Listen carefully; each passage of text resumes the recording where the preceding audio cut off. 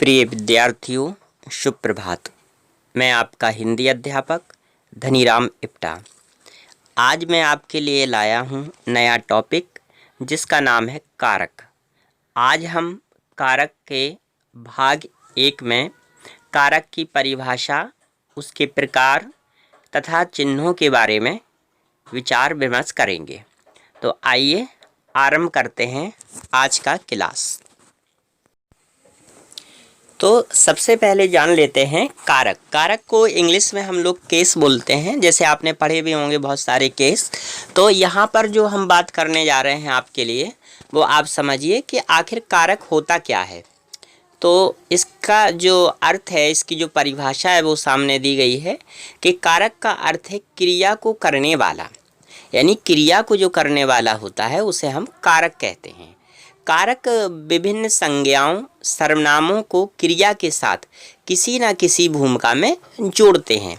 यानी जो कारक होते हैं उनका काम होता है कि क्रिया को संज्ञा और सर्वनाम के साथ जोड़ देना। कई विद्वान इसको ऐसे भी बोल देते हैं कि क्रिया के साथ सीधा संबंध बतलाने वाला भी कारक कहलाता है। जैसे आप यहाँ देखिएगा, राम ने सत्य को पाने के लिए रावण से युद्ध किया। अब इस वाक्य में आप समझिएगा कि यहाँ ने, को, के लिए, से आदि कारक क्रमशः राम, सत्य, पाने और रावण को युद्ध करने की क्रिया से जोड़ रहे हैं। देखिए, राम ने सत्य को पाने के लिए रावण से जोड़ रहे हैं, अतः ये कारक हैं।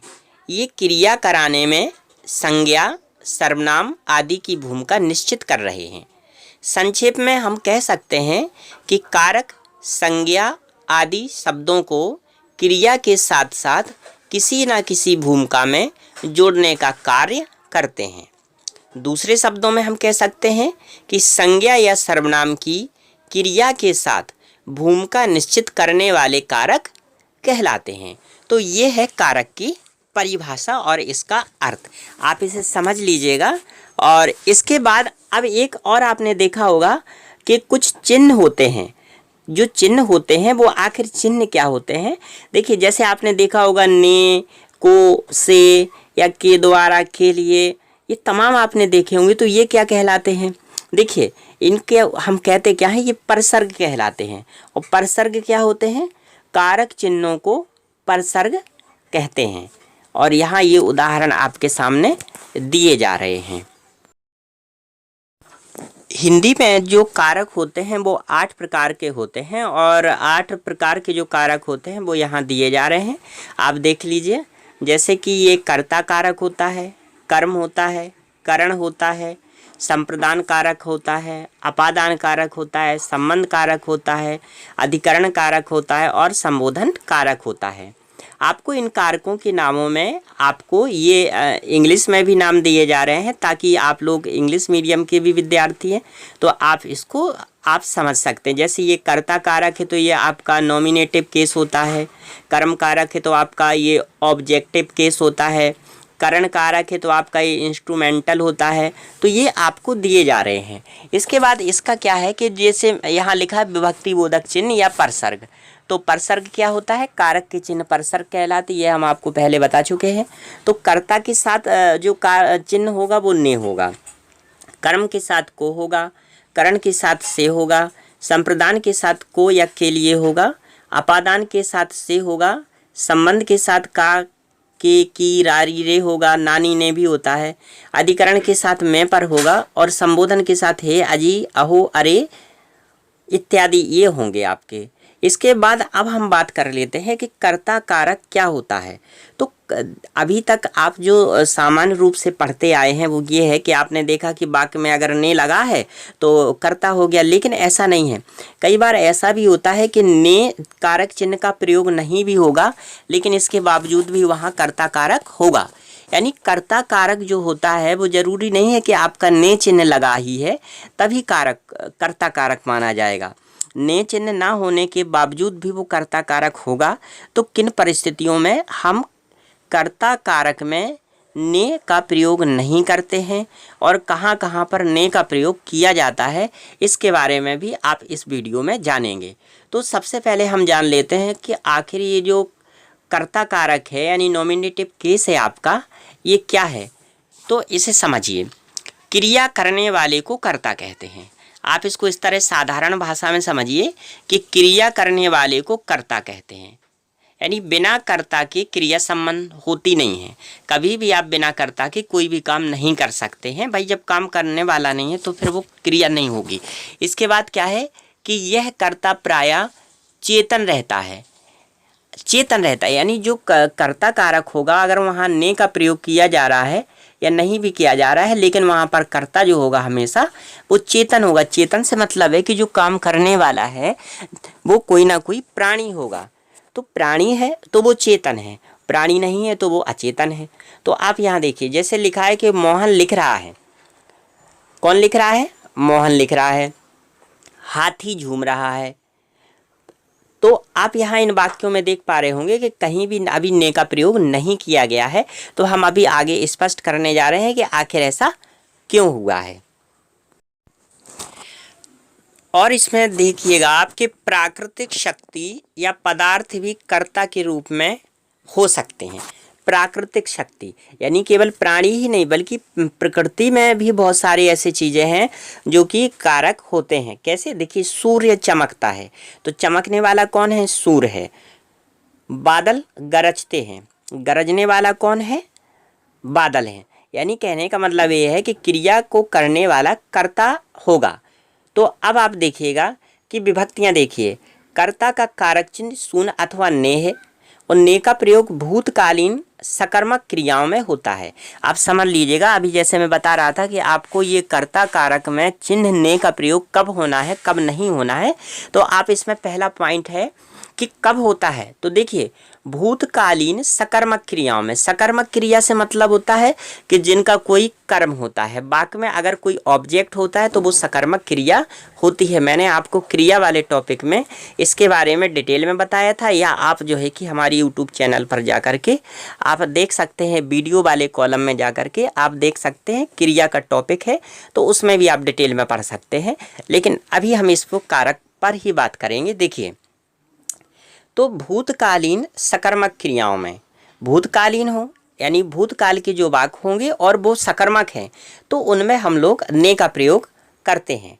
जैसे माया ने अध्ययन किया, मृणाल ने यात्रा की। तो आप जानते हैं कि दोनों के दोनों जो वाक्य हैं भूतकाल के वाक्य हैं। ये आपका सामान्य भूतकाल है और सामान्य भूतकाल में ये सकर्मक क्रिया है। तो यहाँ पर हम लोग क्या है कि ने का प्रयोग किए हैं। इसके बाद है वर्तमान कालीन और भविष्यकालीन क्रियाओं वाले वाक्यों में किसी परसर्ग का प्रयोग नहीं होता है। अब आप देख लीजिए कि अगर कोई क्रिया वर्तमान काल में हो रही है या भविष्य काल में हो रही है तो उसमें हम लोग ने का प्रयोग नहीं करेंगे, लेकिन इसके बावजूद भी वो ने का प्रयोग नहीं होगा और इसके बावजूद भी वो वाक्य हमारा क्या होगा? कर्ता कारक में बना रहेगा। जैसे देखिए, मोहन व्यायाम करता है। तो मोहन व्यायाम करता है, ये वाक्य वर्तमान काल का है लेकिन इसमें ने का प्रयोग नहीं किया गया है, इसके बावजूद भी ये कर्ता कारक है। मोहिनी खेल खेलेगी, ये भविष्य काल का वाक्य है और इसके बावजूद भी इसमें हम लोगों ने का प्रयोग नहीं किया और ये वाक्य हमारा कर्ता कारक में है। इसके बाद देखिए कि भूतकालीन अकर्मक क्रिया वाले वाक्यों में भी परसर्ग का प्रयोग नहीं होगा। अगर वाक्य भूतकाल में है लेकिन उसमें अगर कोई कर्म नहीं है तो तब भी हम उसमें ने का प्रयोग नहीं करेंगे। जैसे सोहन गया था, सोहन गया था ये पूर्ण भूतकाल है, गया था लेकिन ये अकर्मक है। देखिए, इसमें सोहन करता है, गया क्रिया है, था उसका सहायक क्रिया है, हेल्पिंग वर्ब है, लेकिन इसमें हम लोगों ने कहीं भी कारक चिन्ह का प्रयोग नहीं किया है। इसके बाद अपवाद देखिए, कभी कभी कर्ता के साथ को, से, के द्वारा परसर्ग भी प्रयुक्त होते हैं। यथा हमको दिल्ली जाना चाहिए। तो आपको ये लग रहा है कि ये वाक्य हमारा को है तो कर्म कारक का हो गया। ऐसा नहीं है, ये कर्म कारक का नहीं है। क्यों? क्योंकि ये अपवाद है।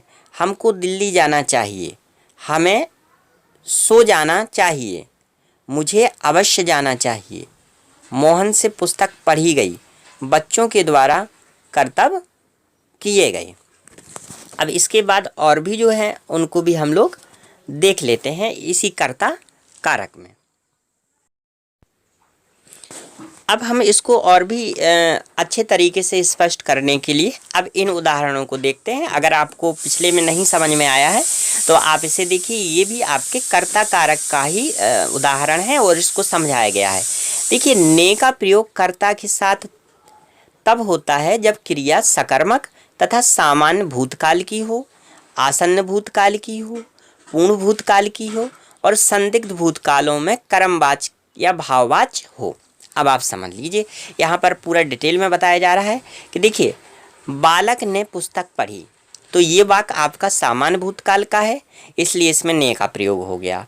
आसन्न भूतकाल में देखिए, बालक ने पुस्तक पढ़ी है, तो ये आसन्न भूतकाल है, तब भी यहाँ पर ने का प्रयोग हो गया।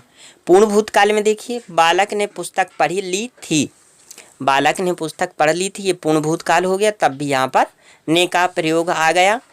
संदिग्ध भूतकाल में देखिए, बालक ने पुस्तक पढ़ी होगी, हेतु मत भूतकाल में देखिए, बालक ने पुस्तक पढ़ी होती तो उत्तर ठीक होता।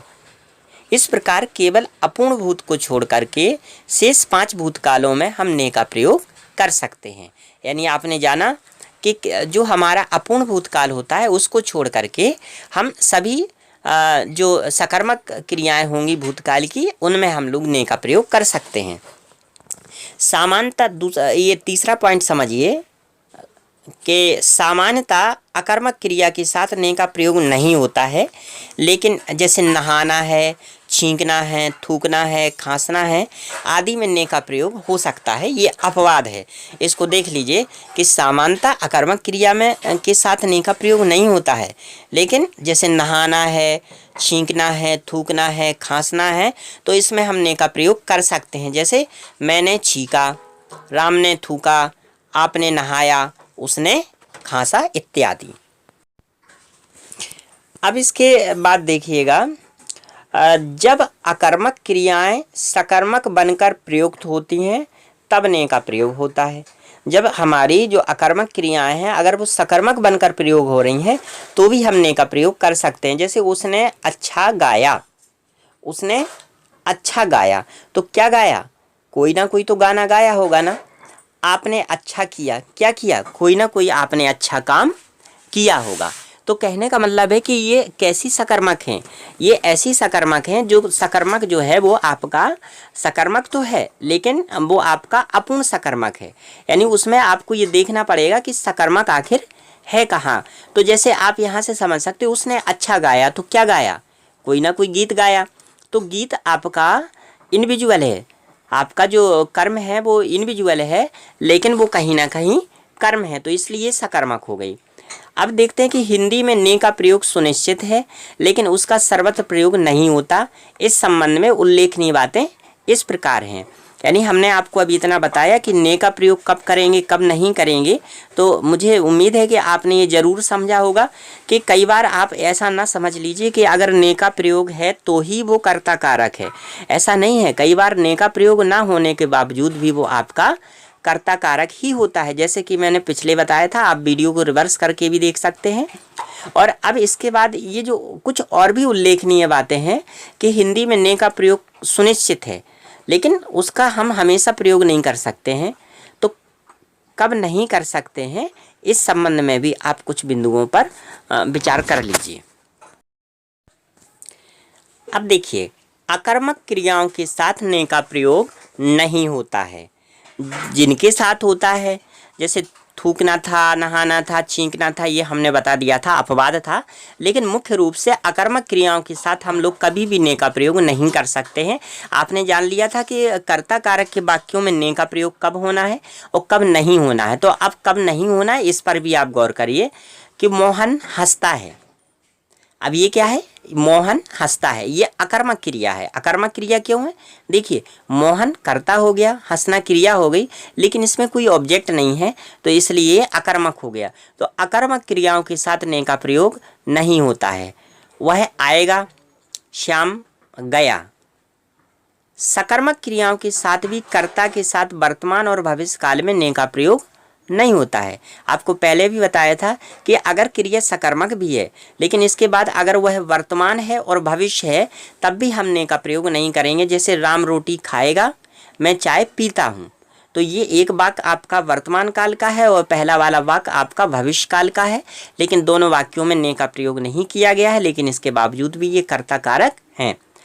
तीसरा पॉइंट देखिए कि जिन वाक्यों में बकना, बोलना, भूलना, लाना, ले जाना, चुकना आदि सहायक क्रियाएं आती हैं उनमें ने का प्रयोग नहीं होता है। आप गौर कर लीजिए बच्चों, ये बहुत ही इंटरेस्टिंग वीडियो है और आपके लिए बहुत यूजफुल है। आपकी जितनी भी कारक से रिलेटेड कन्फ्यूजन थी वो सारी की सारी इसमें सॉल्व होने वाली हैं। देखिए, जिन वाक्यों में बकना, गौर करिए, बकना, बोलना, भूलना, लाना, ले जाना, चुकना आदि सहायक क्रियाएं आती हैं उनमें ने का प्रयोग कभी नहीं होता है। जैसे मैं लिखना भूल गया, मैं साइकिल नहीं लाया, वह नहीं बोला, वह पुस्तक पढ़ चुका। तो प्रिय विद्यार्थियों, आपने ये जाना अभी कर्ता कारक के बारे में, और इसके बाद मैं आपके लिए लाऊंगा कारक का भाग 2, जिसमें मैं इसके और जो कारक हैं उनके बारे में विचार करूंगा, चर्चा करूंगा, आपको विस्तार से समझाने का पूरा प्रयास करूंगा। तो अगर आपको ये वीडियो अच्छा लगा है तो आप इसे लाइक कर दीजिए, और चैनल को अगर आपने अभी तक सब्सक्राइब नहीं किया है तो चैनल को सब्सक्राइब कर लीजिएगा और बेल आइकन पर आप ऑल पर क्लिक कर दीजिएगा, ताकि जब भी मैं नया वीडियो बनाऊंगा तो आपके पास सबसे पहले नोटिफिकेशन आएगा। उम्मीद है कि आपने इससे ज़रूर लाभ उठाया होगा। आपका दिन शुभ हो, आप सुखी रहें, स्वस्थ रहें और खुश रहें। इन्हीं शुभकामनाओं के साथ आपसे लेता हूं विदा। कल लेकर आऊँगा इसी टॉपिक पर कारक भाग 2 का नया वीडियो। धन्यवाद।